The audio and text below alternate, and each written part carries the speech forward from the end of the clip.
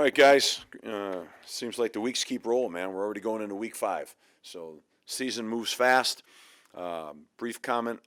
Last week it was great to get a road win against a Big Ten team. Thought that our kids, as we said after the game, I thought they played hard. I thought they came out with a great mindset, a great work ethic, took their positive week they had and put it forward on the field. Had a chance to get some more people in the game, got some guys to get more reps and evaluate some young players. They did a good job, and I thought that was positive.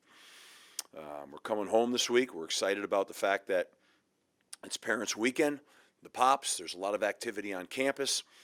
I think the campus will be alive and buzzing, and I think we're going to have a great crowd and a great home day atmosphere here in Chestnut Hill.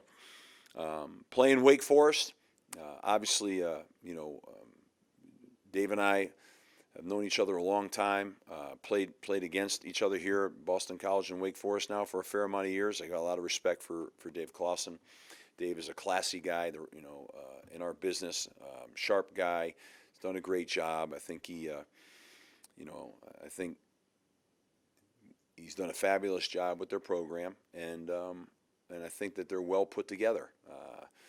I think their team is a talented team. They've always been a very good defensive football team, at least since I've been here. Defenses have been very, very highly regarded, and I see them as a talented defense still. On offense, they've got some really good playmakers. I think, their quarterback, Jamie Newman, I think is playing great football right now. Dual threat guy, can run it, can throw it. They're one of their leaders, Cade Carney, the running back. I love him. I think he's a tough kid, very, very explosive kid. Obviously, very well respected on their football team. And they've added, 2 receivers, 2 big, tall kids in Surratt and Washington that have the ability to go up and make plays, and the quarterback's doing a great job of getting the ball to them. So I think they have an explosive offense. I think they're well put together on defense. I think they're a very good football team, and I think that presents, obviously, a great challenge for us in our preparation this week. And, we've had great contests with Wake over the years, and I'm looking forward to another great game here. So with that, I'm happy to answer any questions. You faced 4 opponents really for the first time that you've ever seen them the first 3-4 weeks of the season. Is there a difference when you get into a game against like a Wake Forest that you have annual experience against with a coach that you know well? Yeah, I mean, I think you certainly have enough film and video evidence of who they are. That doesn't mean there's not tweaks and changes and things that happen. But, unlike week 1 or 2 or 3, where potentially you're seeing, I guess for us even in week 4, when we had really essentially 2 games this season on Rutgers because they had a bye week. We had 2 games on Kansas, which was were the opposite of what they were in those 2 games. So I think you're starting to head down the point of the season now where your information is usually more accurate. And then you do have some history to validate some things. Realizing that, all of us will tweak along the way. But yes, to answer your question, yes, I think, we're heading into game 5 now. You've got, at least in Wake's case, in our case, you've got 4 games already in, and you're able to evaluate it better. Does Newman present anything different as a dual threat that maybe you've seen from other quarterbacks that they've had down there? Well, they've always had dual threat now. This kid's a big kid. He's got good size. He's thrown the ball pretty accurately, and he's a very physical runner, especially, in short yardage goal line down those areas. I think he's playing at a high level. I like him a lot. I think he's a heck of a football player. Those guys always pose challenges, anytime that quarterback can throw it and starts running with it, it can certainly be problematic. And then, of course, they're also taking a lot of shots too. For whatever reason, I decided to go look. Maybe because I was curious, but it was amazing to me how far the 2 offenses come in 4 years. Like you go from, I mean, seriously. Like, no, like, that game to, Yeah. you guys put up like 70 points combined. Yeah.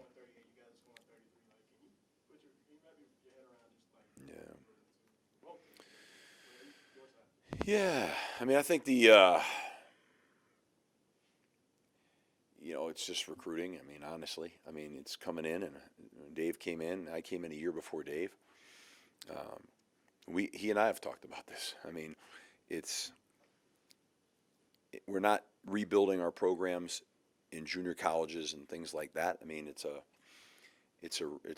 total rebooting and re-recruiting, and then you know you're in that process of re-recruiting your program. And even when you get it to the point where he is and I am right now, where we've got a pretty good pipeline of players, it's still hard to always make them come together at the same time. Meaning, you're veteran on offense, veteran on defense. It doesn't always work that way. But I think both teams have raised the athleticism of our teams. I mean, that's clear on the tape. So yeah, and then it just each year tweaks a little bit. Like, is it a young defense, an older defense? Is it a young offense, a little young offense? But you still have athleticism in the program.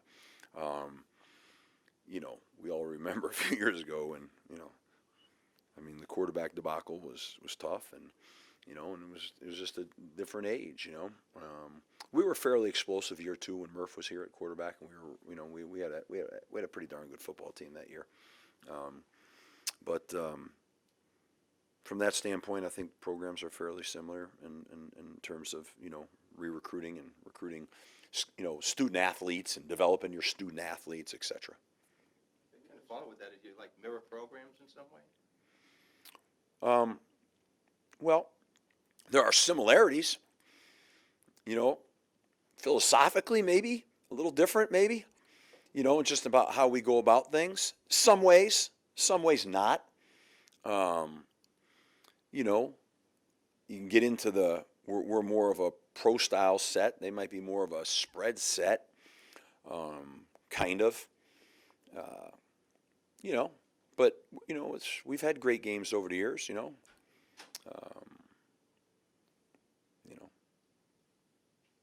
mentioned Newman, obviously, but what kind of challenges does that receiver tandem pose for the secondary? Yeah, I mean, they're big, tall guys. They go up and catch the ball now. I mean, he throws it well, and they get up and they go up and catch it. It gives them another dimension, which is I think a good one. It matches up a little bit to what they want to do. What was your ideal role or vision for David Bailey? I mean, knowing that obviously AJ is going to be AJ, and how have you seen him sort of, I don't want to say compliment, but kind of fill that role? Yeah, I mean, like in the game, when AJ was getting tired, David was in. He was fresh-legged. He hit that big run. I mean, they are truly a 1-2 punch to me. You put David in the game, you're getting an outstanding back who's another 250-pound guy who's coming at you. So, I mean, I think, there's what happens is they get gassed and want to come out of the game. I mean, especially the way that we play. And I thought that was really evident. One of the things we noticed on the tape yesterday was very evident was at the end of the game with those, we had that 18-play drive. I mean, an 18-play drive. And at the end of that drive, when we were punching in the end zone, we were surging off the ball. I mean, I didn't realize it on the field as much as when I saw it on the tape. I mean, boom. They were getting knocked back. And we were surging. And there was no sign of anybody being gassed after 18 plays. That's a lot of plays in college football. We had a couple of those big-time drives in the second half then. And then, of course, the 4-minute drive at the end was, I mean, why in the 4-minute drive can we look so powerful like that? Because we got two tailbacks that are still relatively fresh, and they still got, some juice left in them, and the defenders are getting worn down. And that's the beauty of getting it to the fourth quarter like that. The problem is you don't want to get out of whack before you get there. Then that part of that game doesn't become the hammer that you'd love it to be. So that's where we've got to play well on both sides of the ball and complement each other. Max had 10, 12, 14 tackles last week, and after the game he also mentioned the explosive play that Blackshear had where he over pursued and missed. What has he done for the defense in the linebacker position? What has he led with that type of attitude where if he makes a mistake, he can admit it and then rally himself and You know, have a day. Max is a man. He's very confident. He's a really good athlete. He's a real student of the game. He's a take charge guy, take responsibility guy. He played his tail off in that game, made plays all over the field. You know, he's been dinged up. He's rolled both ankles. He's had to miss a couple days of practice here and there, and he played like a warrior. And that's the mentality that he has. That's why he's really one of the big top leaders on our defense. And he played like that. I mean, he played at a high level in Saturday's game for sure.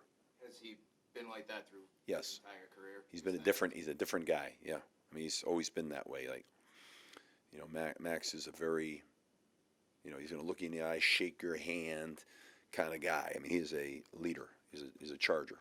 When you have a guy like that on defense, how does that kind of help the around with the? Yeah, you like 11. I mean, you need 11 of those guys. We're an immature, we're still a young, immature defense. We got a lot of guys who haven't played a lot of football. When I say immature, that's what I mean. Haven't played a lot of football. Max has played a fair amount of football, and he has those personality traits. So that's when you have a group of veterans that have more of that kind of mindset and attitude makes a difference, right? We got some young pups that are, whether they're young in age or just young in the amount of time they've been on the field. You know, we only have two guys right now that are really like that. One is Tanner Crawford, and one is Max Richardson. Kind of along with that, the 75 yards allowed coming after the Kansas game where you had 300 plus allowed. Was there anything that, Right. Was it just improvement? Was it just a change in attitude to what they reviewed the week before? Like, what was it that? I think it's everything. I think it's everything. I mean, we had a really great week last week. We had to make sure that we had to continue to grow. You know, we had some inexperienced guys that got hit in the face a little bit and we didn't react so well. And and we got it's our job to make sure that we limit that kind of thing from happening. And part of it is, just the emphasis, and the continued emphasis on simple characteristics like, effort and finish, and not letting it get too big for you. Sometimes, you get stunned when you're a young guy. It's like, how do I react? How do I, and that's important. And I think we try to re-rally on that and get back to square one with that a little bit. We got distorted a little too much. I always say, somewhere in the middle, reality falls. We just got out of whack a little too much. I think we pulled that right back in again last week, and we want to continue to grow from here. There are still things that we're developing on that side, and trying to, you're trying to realize your personnel even better in terms of where your strengths and weaknesses are and how you can shore up your weaknesses and accentuate your strengths, which can be a lot of different things, but, trying to get that persona, whereas on offense, I think, we kind of know what our persona is. Doesn't mean there's not things that we need to grow and work on there as well, but we're not fighting that same battle, and we got a lot of guys that, have long whiskers on that side of the ball, and there's no shortage of them. I mean, go to whatever position group you want to now. Is it receiver with Kobe White? Is it Benny Glines? Is it offensive line with John Phillips and Ben Petrullo? And, is it, is it the tight ends with Garrison and Karab and Burt? And, even Hunter, for that matter, has played a fair amount of ball. I mean, is it Anthony, who's been in, a 3-year starter now in the third year? So, I mean, we've got that there. So. You mentioned with Anthony after the Rutgers game, just getting more consistent this week. What are some of the things that you focus on with him to help improve that consistency? Yeah, I mean, I think I think we have really evaluated some of the things that we're trying to do, and I think we're evaluating that and looking to make some tweaks and changes to help. I think it's not just one thing. I mean, we do some things extremely well right now in the throw game, and we are a real threat down the field for people. However, to help our consistency, we think there's some things that we can do a little bit to adjust to help in that regard. I don't ever think it's, to put that on Anthony is not right, nor is it fair, and I'm not going to do that. I think we are looking at things that we can help with on that front. Are there points where guys, are there points where guys may not be on the same page? I remember one play might have been Corral and AB kind of had like a signal crossing moment or whatever. And I think there was another way that might have been like an out route and AB kind of threw it early. As if he was expecting to beat some make or break. No, I mean, I know what play you're talking about. No, there's no cross-up signal-wise. I think, Anthony was trying to make a back shoulder throw on one play, and that didn't happen. But for the most part, I think we've been pretty tight on what we're trying to do. I think there are some things that some people do better than others. I think we want to make sure we're doing the things that are best for our guys. Do you know what I mean? For what their skill set is. I do think on some of the down the field throws, although we've been pretty good here on 3rd and long right now, our percentages are pretty high. But I mean, the preciseness of our routes and the exactness would help a little bit.